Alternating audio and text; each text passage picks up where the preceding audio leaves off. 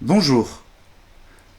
Aujourd'hui, je vais vous faire la correction de la toute première partie de la séance 4, les risques professionnels spécifiques à l'activité du travail.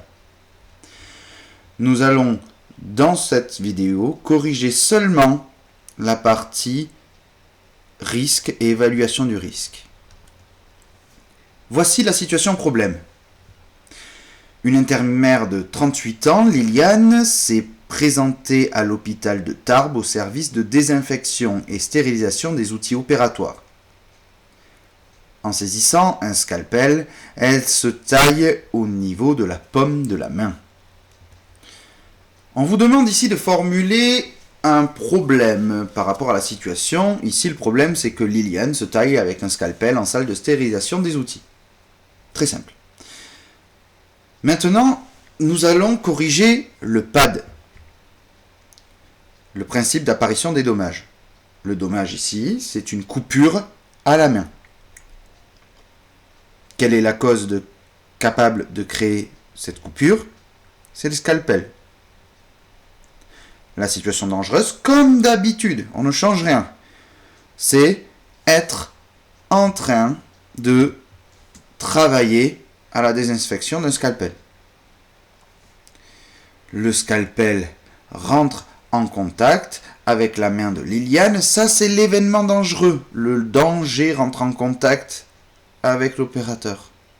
L'opérateur Liliane, coupure, dommage, tout va bien. Le niveau de gravité, ici, Liliane va devoir avoir un arrêt de travail puisqu'elle va avoir des examens à réaliser pour savoir si elle a été infectée par un virus que le scalpel aurait porté. Donc, on est sur un niveau 2. Le niveau de probabilité, elle travaille en désinfection. Donc, c'est quelque chose qui est très fréquent pour elle, de rencontrer des scalpels et de les désinfecter.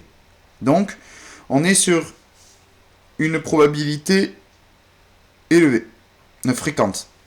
Par contre, la probabilité d'apparition de l'événement dangereux, lui, va être déterminée en fonction de si les moyens de prévention ou la méthode, ou etc. Enfin bref, tout ça est respecté.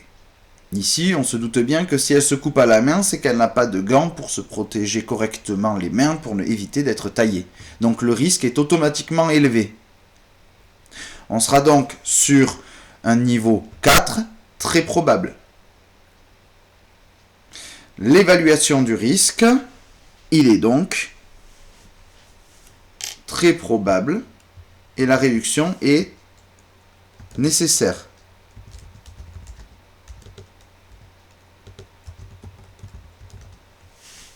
Voilà. Cette correction est terminée. Je vous avais dit que c'était court, ça l'est. Voilà pour les personnes qui ont eu du mal sur cette première partie. Heureusement, elle ne déterminera pas la suite, puisque le reste du cours est sur d'autres domaines.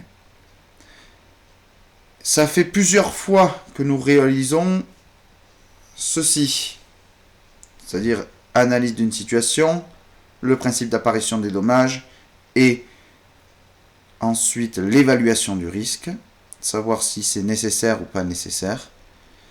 J'estime maintenant que vous devriez toutes et tous maîtriser cette partie-là. Si ce n'est pas le cas, je vous invite alors à recommencer les exercices que nous avons fait depuis le début de l'année jusqu'à ce que ce soit juste et compris. Si ce n'est pas le cas, vous pouvez toujours me contacter par mail et à ce moment-là, je répondrai à vos questions. Voilà, merci de m'avoir écouté et bonne journée à tous.